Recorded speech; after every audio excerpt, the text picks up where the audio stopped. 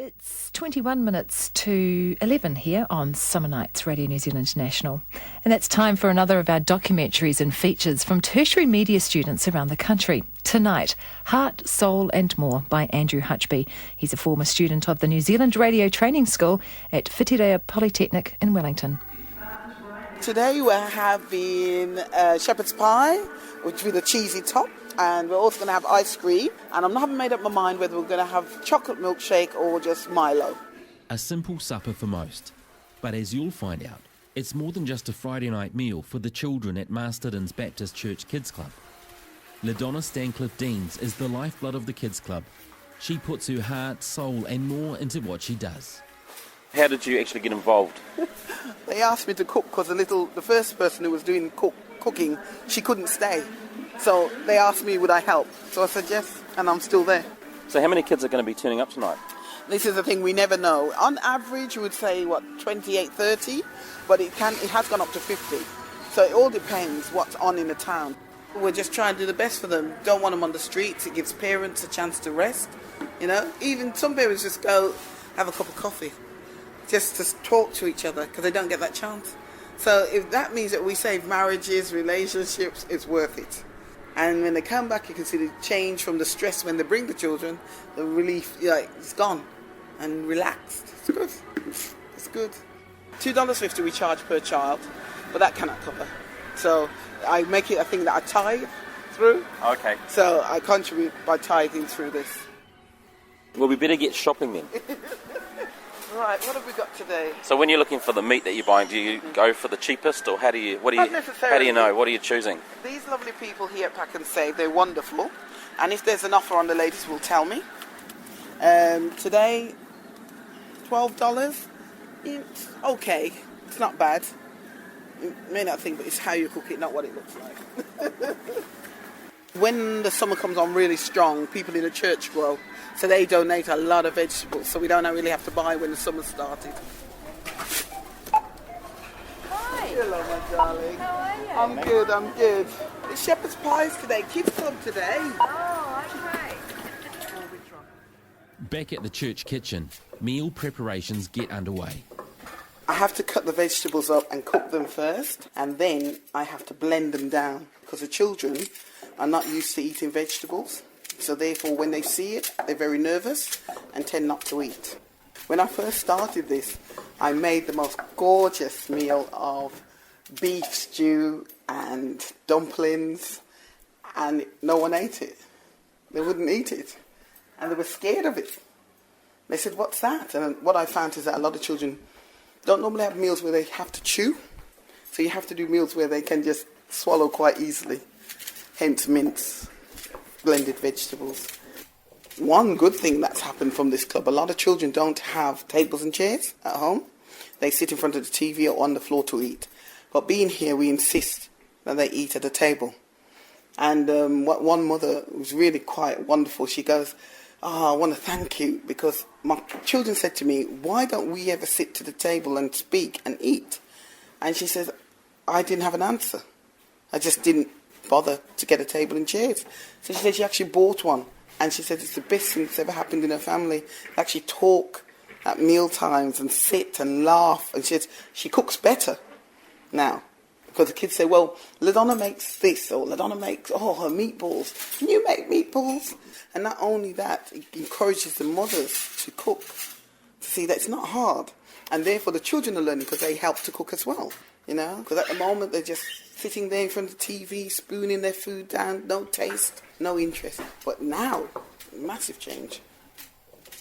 You've got the onions out now. Now, I know a lot of kids are not too keen on onions, so how do you tackle that? Oh, I'm going to blend it down to nothing. We've got garlic as well. And they eat it. I mean, kids don't like things because they're told it doesn't taste good. But if you give it to them and just don't say anything, children will eat most things. They really will. Everything has got to be healthy. No point cooking it if it's not healthy. If they were at home, they wouldn't have this type of food. It's a healthy meal, and those who are in need the most, I tend to send them home with a little parcel of food. It helps over the weekend. Always cook your spices before you start. It releases the flavours. Otherwise, it tastes bland. I think there's lots of meals you can make from a packet of mince. You can be phenomenal. When people look down on mince as lowly, but it's not. Mince is actually very good. Very good. If you don't kill it when you're cooking it, though. So do you think this meal the kids are getting will be their best meal of the week? Yes. Yes. Because you often ask them, what do you eat? And it's just rubbish. It's just rubbish all week long. And I think to myself, is it any wonder children can't concentrate when they're at school, can't sit? They're not eating properly. I mean, some children tell, if the stories they tell you, because once to get to trust you, they tell you things. And, you know, you get children saying to you things like, oh, well, I had an apple for lunch. And I says, yes, and what else did you have with your apple? That's it. And that's quite shocking to me, that you would give a child just an apple for lunch, and then they come here on the Friday. You want to see, it's always the same families who come repeatedly, and then you get the extras who sometimes come and they'll go to other things when they're on, but the families that need it the most are always here on Friday. So do all the families, do they all pay, or is there some that can't quite? They all pay. They're very proud, actually. They're very proud, and they pay that $2.50. In fact, many parents take it out of their money when they first get their money. They remove that money first and put it to one side. Yeah, they're very proud. People just, in fact, it's usually the more well-to-do ones who try not to pay, but I don't have it. When I count how many children, I know how much money should be there, and if it's not, I say, right, who hasn't paid? I'm more direct. Because you don't pay, I mean, how are we going to do the food, you know? It doesn't just come free. You know, I don't mind contributing, it doesn't bother me. When I'm shopping, I pick up a bit extra of everything, you know? But then again, you know, sometimes I want to give it to a family, you know? So, I can't always be doing it because there's other things I want to do with that money. So. We better see if there's quality control here. I'll have to be the guinea pig and try some. What do you think?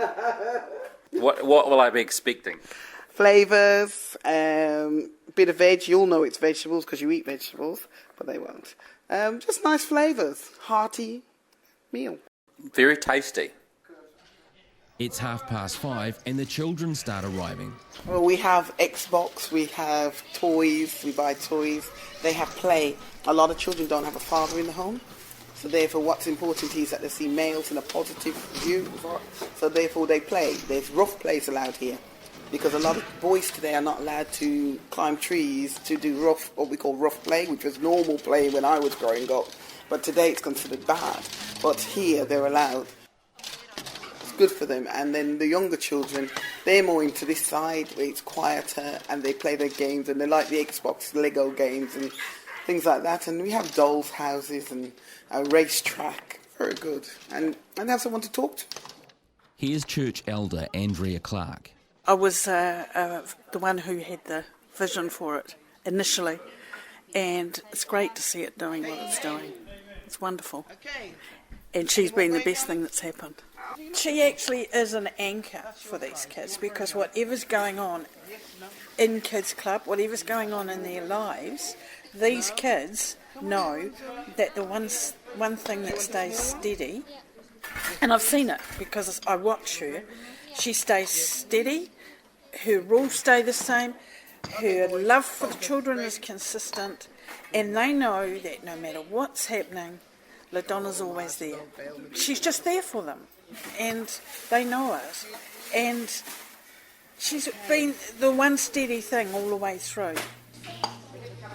Okay, yes. What can I get you? Small one? Yes, please. Just a small one. Thank you. Okay. Right, young man. Gravy or not? No, thank you. There you go. Thank you. Pleasure. Jason. Hey, can I please have adjustments? This is my Just Mince boy. Is there any adjustments? Hold on. I'm not ahead of you. I'm ahead of you. Would it have happened if you weren't here? Well, according to the others, no. Because it's been like that for years. You seem a bit embarrassed about me talking about this. Why is that? I don't know. But you just do it, don't you? Do you think the kids are going to always remember this? Yes, I do. I do. I think I have made an indelible mark on their life. I do. And I love it. I love the fact that one day when they're sitting there talking to their children, they'll say, oh, we used to go to this club and this woman called Donna used to cook and she used to cook some amazing meals for us. And to me, that's everything. To be remembered in my culture is everything. To remember for good things is everything. So, there. I've made my mark in life. Done. That program was produced and presented by former New Zealand Radio Training School student at the Whitirea Polytechnic, Andrew Hutchby, and we'll have another student feature at the same time tomorrow. Go La Donna, that's all I can say. She sounds like a fantastic woman and doing fantastic things for the community in Masterton. That's what it's all about. It's 11 minutes to 11 here on Summer Nights, Radio New Zealand National.